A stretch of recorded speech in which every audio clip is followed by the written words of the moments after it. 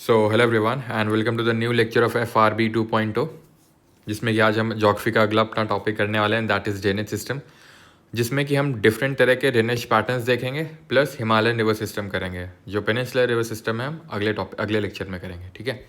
तो ये हिंदी में रहा आपका, जिसमें कि जल निकासी प्रणाली जो डिफरेंट तरह की दी हुई है, और हम स्टार्ट करेंगे डिफरेंट तरह के जो पैटर्न्स हैं जिसमें डेनेटिक ट्रेलिस है ना, ये आप सब देख सकते हैं हिंदी में। तो पैटर्न्स पे अगर आए तो सबसे पहले जो हमें अब पैटर्न होता क्या है, drainage pattern. What is drainage pattern? तो ड्रेनेज पैटर्न ये होता है कि जो नदी है और नदी की जो सहायक नदियां हैं और जो बाकी यानी कि ट्रिब्यूटरीज और जो डिस्ट्रीब्यूटरीज जो पैटर्न फॉर्म कर रही हैं, वो किस तरह का पैटर्न है। तो वो 4 तरह का हो सकता है, डेंड्रिटिक, ट्रेलिस, रेडियल या सेंट्रीपिटल। डेंड्रिटिक ड्रेनेज पैटर्न वो होता है जैसे पत्ती नहीं तुमने देखी है, तो पत्ती में तुमने इस तरह से देखती हो, ये देखा होगा अपने वेन्स, ये जो वेन्स होती हैं। अच्छा, वेन्स में कौन से टिश्यूज़ होते हैं? हाँ, स्क्लेरेनकाइमा टिश्यूज़ होते हैं। खैर, तो इसी तरह से अगर हमारी कोई रिवर फ्लो हो रही है और इस तरह से यानी कि like a branches of a tree, पेड़ की शाखाओं की तरह। ट्रेलिस होता है जहाँ पे ट्रिब्यूटरीज राइट एंगल पे ज्वाइन कर रही हैं। रेडियल होता है जहाँ सेंट्रल डोम या पीक से बहुत सारी रिवर्स निकल रही हैं, ठीक है। और सेंट्रीपिटल ड्रेनेज पैटर्न होता है जहाँ पर, अभी रेडियल क्या था, सेंट्रल डोम या पीक से बहुत सारी रिवर्स निकल रही हैं। सेंट्रीपिटल होता है जहाँ एक सेंट्रल लेक या डिप्रेशन में बहुत सारी रिवर्स आ रही हैं, निकल नहीं रही हैं, आ के अपना पानी डिस्चार्ज कर रही हैं। क्लियर है? इसका बेस्ट एग्जाम्पल आपको देखने को मिलेगा अमरकंटक का पठार, अमरकंटक का प्लेटेव। और सेंट्रीपिटल ड्रेनेज पैटर्न का सबसे बढ़िया, क्योंकि यहाँ पे लेक और डिप्रेशन की बात हो रही है, तो सबसे बढ़िया जो एग्जाम्पल है इसका that is your Loktak lake. Loktak lake आपको पता है, it is a floating lake, जहाँ पर आपको केबुल लमजाओ नेशनल पार्क भी देखने को मिलेगा which is a floating national park, ठीक है। तो ये डिफरेंट तरह के पैटर्न्स। अच्छा, पैटर्न से याद आया, ये आपको जब लिटिल बॉय आप करोगे तो उसमें लेवल 2 में क्वेश्चन एक मिलेगा मैचिंग वाला, कॉन्सिक्वेंट, रेसिक्वेंट, इस तरह से। अभी तक एसएससी ने क्वेश्चन नहीं पूछा है, तो एसएससी वाले इस पार्ट को अगर चाहें तो लोड अगर हो रहा है तो स्किप कर सकते हैं। वैसे मैं बता देता हूँ होती ये क्या चीज़ है, क्योंकि वहाँ पर आप क्वेश्चन देखोगे। कॉन्सिक्वेंट होता है जहाँ पर ये मेन रिवर है, ये ओरिजिनल स्लोप है, ये ढलान है, ढलान को फॉलो कर रही है, तो उसको बोलते हैं कॉन्सिक्वेंट, जो ढलान को फॉलो कर रही है।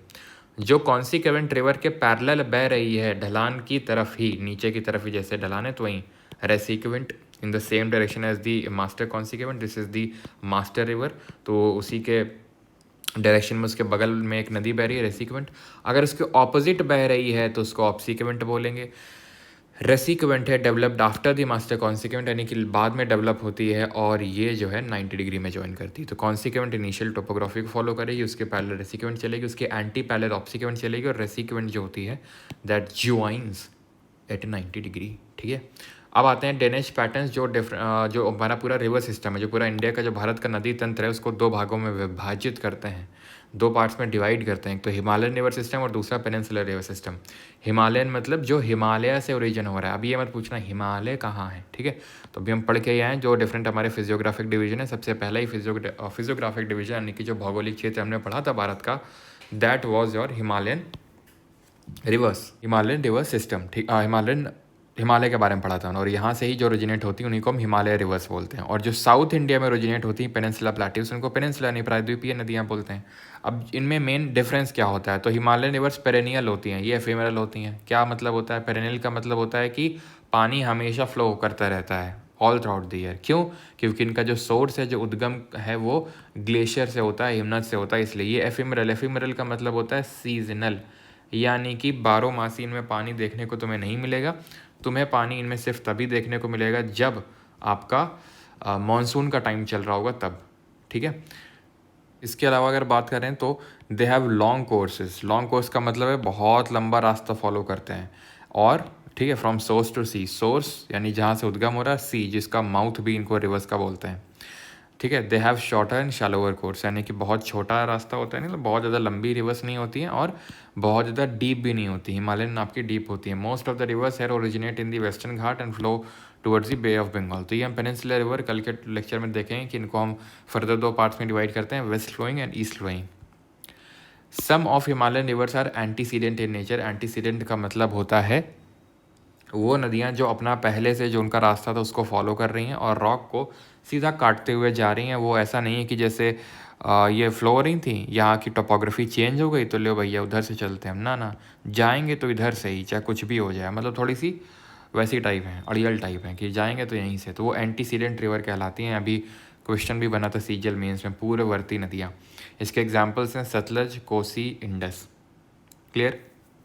और इसमें हमें 3 मेजर रिवर के बारे में या फिर रिवर सिस्टम के बारे में पढ़ना पड़ता है, इंडस, ब्रह्मपुत्र और गंगा। तो स्टार्ट करते हैं इंडस रिवर सिस्टम से। ओके, तो कहाँ गया हमारा इंडस। तो इंडस की अगर सबसे पहले सिंधु नदी की बात करें तो इसका ओरिजिन उद्गम भोकारचू ग्लेशियर से होता है, लेक मानसरोवर के पास से। इसकी टोटल लेंथ इतनी है। तिब्बत से ओरिजिनेट होने के बाद ये इंडिया में एंटर करती है, लद्दाख में देमचौक नाम की जगह वहाँ पे। देन इसके बाद ये पाकिस्तान में चली जाती है और पाकिस्तान की नेशनल रिवर है। देन उसके बाद ये अरब सागर में गिर जाती है। इंडस को तिब्बत में सिंगी खम्बान के नाम से जानते हैं, जिसका मतलब होता है लायंस माउथ। तो यहाँ पर आप देखिए, ये लेक मानसरोवर पड़ता है, यहीं पर है आपका भोकारचू ग्लेशियर जहाँ से ये ओरिजिनेट होगी। ठीक है। एंड उसके बाद आप देख रहे हैं देमचौक से एंटर करेगी, लेस की बैंक्स पे लोकेटेड है और ये एकदम यहाँ से पाकिस्तान में एंटर कर जाएगी। जिस तरह से भी हम देखेंगे ब्रह्मपुत्र इंडिया में यू टर्न मारती है, उसी तरह से ये यू टर्न मार्केट चली जाती है कहाँ पर, पाकिस्तान में। और पाकिस्तान की नेशनल रिवर भी है। देन अगर इसकी ट्रिब्यूटरीज की सहायक नदियों की बात करेंगे तो ध्यान रखना किसी भी रिवर की ट्रिब्यूटरीज को लेफ्ट और राइट बैंक में बांटते हैं इस हिसाब से कि उसका डायरेक्शन ऑफ फ्लो क्या है। तो डायरेक्शन ऑफ फ्लो इंडस का इधर है, तो ये जो नीचे से इसको रिवर्स ज्वाइन करेंगे वो उसकी लेफ्ट बैंक होंगी और जो ऊपर से ज्वाइन करेंगे राइट बैंक होगी। बड़ा आसान होता है, खुद को आप रिवर के डायरेक्शन में रख दीजिए और लेफ्ट राइट निकाल सकते हैं आप। ठीक है। ये जो रिवर आप देख रहे हैं, वैसे तो जितनी भी हमें मेजर पढ़नी है डिटेल में, जो हमें हमसे पूछता है वो ये है नीचे की, that is left bank tributaries. लेकिन ऊपर की भी इक्का दुक्का थोड़ा सा हमें नाम पता होना चाहिए एटलीस्ट। जैसे कि ये आपकी श्योक नदी है, दिस इज श्योक, यहाँ पर ज्वाइन करती है गिलगिट, श्योक, गिलगित, द्रास, ये सब ऊपर से ज्वाइन करती हैं। नीचे से एक और ज्वाइन करती है, छोटी सी है, जिसको बोलते हैं जंस्कार। ठीक है। तो ये छोटी छोटी याद रखेंगे, श्योक, गिलगिट ऊपर से, श्योक, गिलगिट, द्रास, ये सब ऊपर से ज्वाइन कर रही हैं और जो जंस्कार है वो आपकी नीचे से ज्वाइन करेगी। देन हमें जो डिटेल में जिनके बारे में पढ़ना है वो ये हैं, झेलम, चेनाब, रावी, ब्यास और सतलज। ठीक है। तो कहाँ से ओरिजिन हो रहा है और बाकी सारी चीज़ें इनके बारे में जानेंगे, लेकिन सबसे पहले हम देख लेते हैं एक एक करके रिवर्स, है ना। तो झेलम की अगर बात करेंगे तो ये हम पहले भी देख चुके हैं कि अपने यूथफुल स्टेज में मियांडरिंग करती है। एंशियंट यानी पुराना नाम इसका वितास्ता है, प्लस इसका एक ग्रीक नाम भी है जिसको हम व्याथ बोलते हैं। तो व्याथ इसका एक ग्रीक नेम है इसका। ठीक है, सॉरी ग्रीक बोल रहा हूँ, पुराना नाम ही है, ग्रीक नाम तो कुछ और है। ग्रीक नाम इसका है हिडास्पेस, जहाँ पर बैटल ऑफ हिडास्पेस हुआ था अलेक्जेंडर और पोरस के बीच में। व्याथ इंडियन नेम यही है। ठीक है, ग्रीक नहीं है। ओरिजिन वेरीनाग से होता है, ये इंडिया और पाकिस्तान के बॉर्डर पे फ्लो होती है, लेकिन इसको आप कट करके रखोगे अभी। यहाँ पर मैं कभी चेनाब में रावी में आपको पॉइंट ऐड कराऊंगा कि जो रावी रिवर है वो ट्रांस बाउंड्री रिवर है। पहले तो ये ध्यान रखो वेरीनाग से निकलती है और वूलर लेक को ही फीड करती है अपना वाटर, जो झेलम नदी है। ठीक है, और झेलम के बैंक्स पे श्रीनगर जो सिटी है वो लोकेटेड है। अब आते हैं चेनाब पे। इसका पुराना नाम अस्किनी है, बारालाचला पास से ओरिजिनेट होती है। बारालाचला, चा से चेनाब, ऐसे याद रखोगे इसको।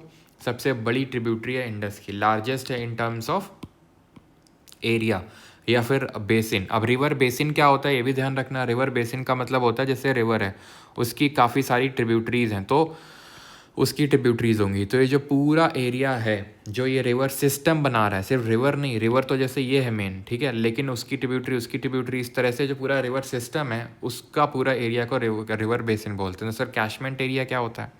कैशमेंट एरिया टेक्निकली अलग होता है, लेकिन आप उसी से रिलेट कर सकते हो, थोड़ा सिमिलर टाइप ही होता है। जहाँ जहाँ से रिवर अपना वाटर कैच कर रही है, कैचमेंट एरिया। ठीक है, तो उस पूरे एरिया को हम कैचमेंट एरिया बोल देते हैं। ठीक है। वाटर शेड क्या होता है? तो वाटर शेड होता है दो नदी तंत्र के बीच का जो गैप होता है। जैसे ये नदी बह रही है, ठीक है, इसकी ट्रिब्यूटरीज, फिर यहाँ एक नदी बह रही है उसकी ट्रिब्यूटरीज, तो ये जो पार्ट होगा that would be called as watershed. ठीक, आगे बढ़ते हैं। जैसे कि अगर जो लोग यहाँ इटावा के पास के होंगे, इटावा भंड वगैरह, तो आपको पता होगा कि चंबल पड़ती है और उसके पास में थोड़ा आगे पीछे डिपेंड्स कि अगर आप इटावा से एमपी के साइड जा रहे हो तो पहले यमुना पड़ेगी देन चंबल पड़ेगी। तो जो बीच का एरिया है that can be called as watershed, जो इन चंबल को डिवाइड कर रहा है अगर हम देखें तो यमुना से। वैसे चंबल और यमुना कोई अलग रिवर सिस्टम का पार्ट नहीं है, दोनों ही गंगा रिवर सिस्टम का पार्ट है। अभी कल के नहीं आज ही देखेंगे कि भाई चंबल यमुना को मिलती है, यमुना गंगा को मिलती है, लेकिन फिर भी दो रिवर्स के बीच का जो पार्ट होता है that is called as watershed. Okay, तो चेनाब आप समझ गए, इसके नहीं ये सब सारी चीज़ें। रावी की अगर बात करेंगे तो इसका पुराना नाम पुरुषनी और रोहतांग पास से निकलती है। और रोहतांग पास में भी ध्यान रखना, रोहतांग पास है जैसे रोहतांग दर्रा, जैसे हिमाचल प्रदेश पढ़े थे, 3 पास बताए थे। यहाँ शिपकिला बताया था, शिपकिला से कौन सी रिवर एंटर करती है, यहाँ बारालाचला बताया था, यहाँ रोहतांग। तो रोहतांग के वेस्ट से निकलती है रावी, रोहतांग के साउथ से निकलती है ब्यास। ध्यान रखना, वेस्ट से निकलती है रावी, साउथ से निकलती है ब्यास। क्लियर, ठीक। ब्यास जो है इसका विपाशा नाम है, और रावी है आपकी एक transboundary river. Transboundary का मतलब है कि दो रिवर्स की, दो कंट्रीज़ के बाउंड्री के में फ्लो होती है। It is a transboundary river.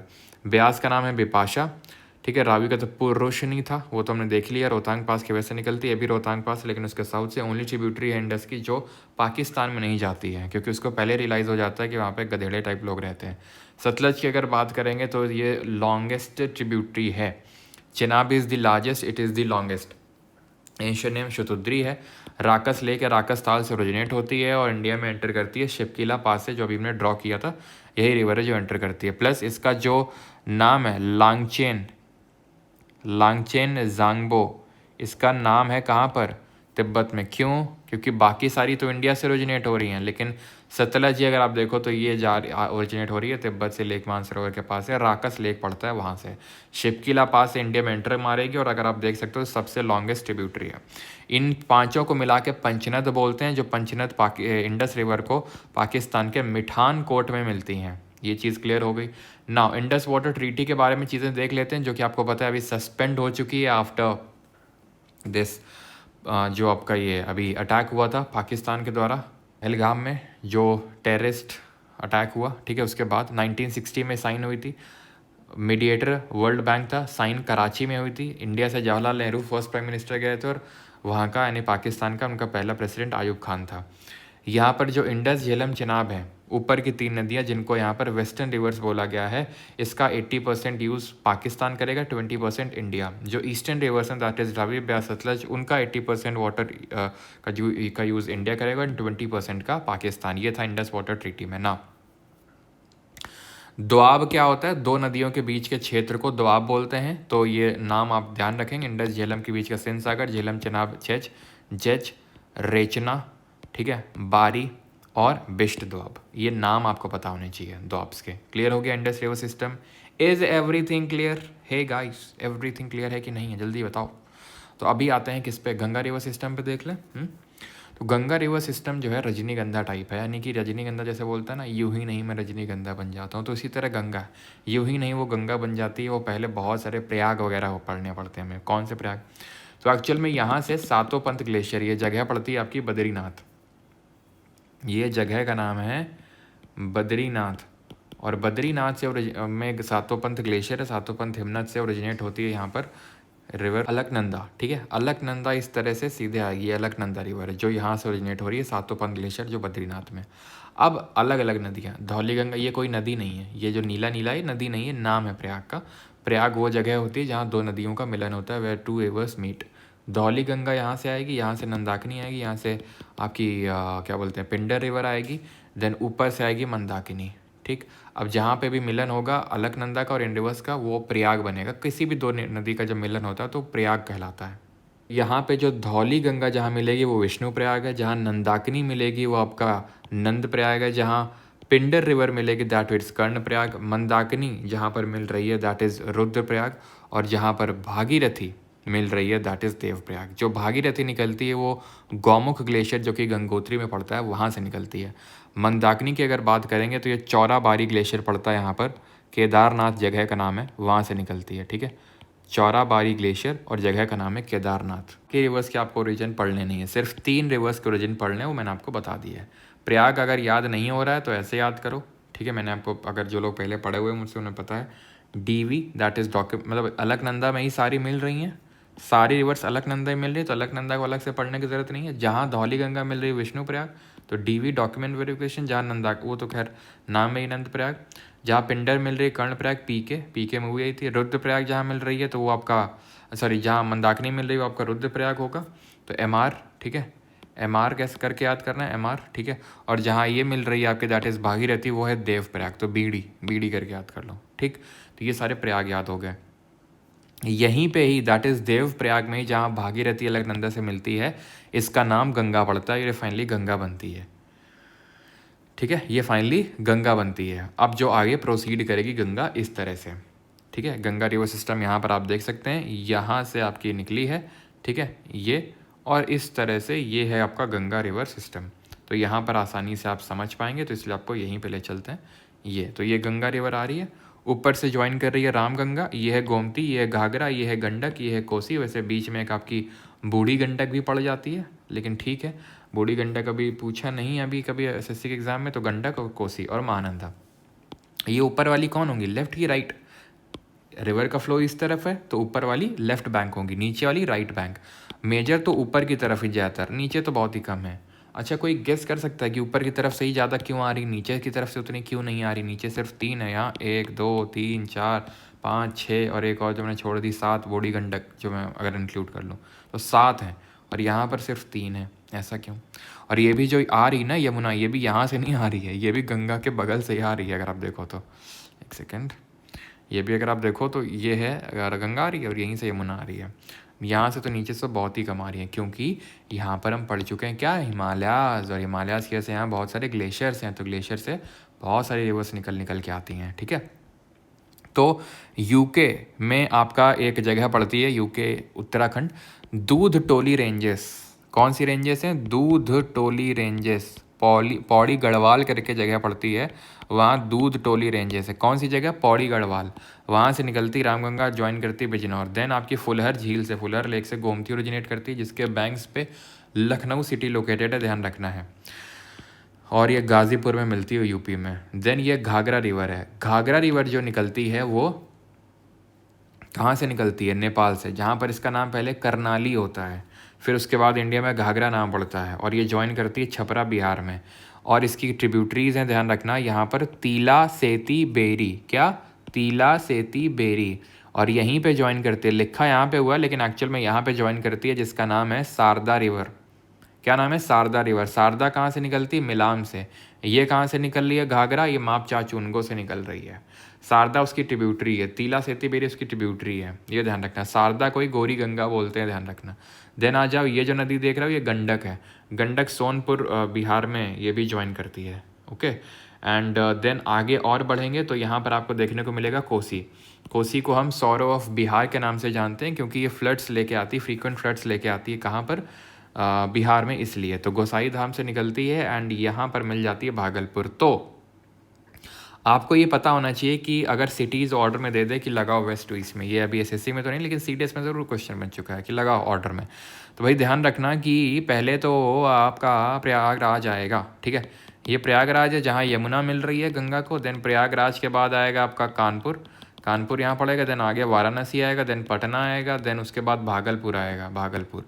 तो भागलपुर सबसे बाद में आएगा, प्रयागराज आएगा, देन कानपुर आएगा, देन पटना, वाराणसी आएगा, देन पटना आएगा, देन भागलपुर आएगा, ठीक। तो ये सारी आपने पढ़ ली ऊपर की, ऊपर मतलब लेफ्ट बैंक ट्रिब्यूटरीज। अब आ जाओ नीचे पे, तो नीचे जो यमुना यहाँ से नहीं, जैसे ने बताया कि गंगा के बगल से ओरिजिनेट होती है, और कहाँ से ओरिजिनेट होती है? यमुना ओरिजिनेट होती है यमुनोत्री ग्लेशियर से, जो कि पड़ता है बंदरपुंछ रेंज में, बंदरपुंछ रेंज जो कि उत्तराखंड में है, वहाँ से यमुनोत्री ग्लेशियर से निकल के आती है यमुना और ज्वाइन करती है गंगा को प्रयागराज में, ठीक।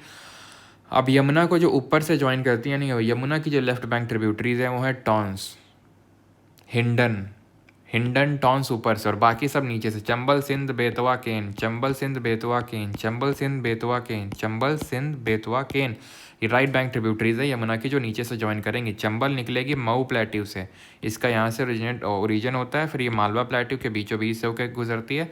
चंबल की खुद की ट्रिब्यूटरी हैं, जैसे बानस, अरावली से निकल के आती है बानस। और भी ट्रिब्यूटरीज हैं जैसे कि काली सिंध, ठीक है। पहले तो शिप्रा याद कर लो, शिप्रा जिसके बैंक्स पे उज्जैन सिटी लोकेटेड है। काली सिंध, पार्वती, ये हैं चंबल की, शिप्रा, काली सिंध, पार्वती, और वहाँ से ज्वाइन कर रही है बानस चंबल को, और चंबल फाइनली मिल रही है यमुना को, और यमुना किसको मिल रही है? गंगा को। ये है सिंध, ये है बेतवा, ये है केन। सोन सोन ध्यान रखना ये गंगा को डायरेक्ट ज्वाइन करती है, यमुना की ट्रिब्यूटरी नहीं है ये निकलती है, ये जगह पड़ती है अमरकंटक का पठार, अमरकंटक का प्लेट्यू, ठीक है, जहाँ से सोन रिवर निकलेगी और ऊपर की तरफ जाके मिलेगी पटना में, किसको, गंगा को। देन यहाँ एक छोटू सी नदी है पुनपुन करके। अच्छा ये है रिहांद रिवर, ये रिहांद सोन की ही ट्रिब्यूटरी है, रिहांद जो है सोन की ट्रिब्यूटरी है, और यहीं पर बनता है आपका गोविंद बल्लभ पंत सागर डैम या रिजर्वायर, जो कि इंडिया का सबसे बड़ा आर्टिफिशियल लेक है, Govind Vallabh Pant Sagar lake. Second largest artificial है देबार लेक, जो राजस्थान में पड़ता है, जिसको जैसमंद लेक के नाम से भी जानते हैं। अब होगा क्या, राइट बैंक में अपने को 3 ही पढ़नी है, ठीक है, और पुनपुन का तो रीजन कुछ नहीं पढ़ना है। देन आगे जब ये गंगा रिवर आएगी वेस्ट बंगाल में, पश्चिम बंगाल में, तो ये जगह पड़ती है फरक्का करके, यहाँ से एक इसकी स्ट्रीम निकल जाती है। अभी तक सब इसको ज्वाइन कर रही थी, है ना, सब ज्वाइन कर रही थी, लेकिन अब ये निकल रही है। इसका नाम है हुगली, या फिर इसको भागीरथी हुगली के नाम से भी जानते हैं। ये फरक्का से निकल जाती है गंगा से, और क्योंकि यहाँ से पानी हम मतलब निकल गया, तो यहाँ पर हमने एक फरक्का बैरेज भी बना दिया पानी को रोकने के लिए, तो बांग्लादेश से चढ़ गया था, तो इसी वजह से फरक्का एग्रीमेंट होता है 1996 में, भारत और बांग्लादेश के बीच में फरक्का एग्रीमेंट होता है, क्लियर।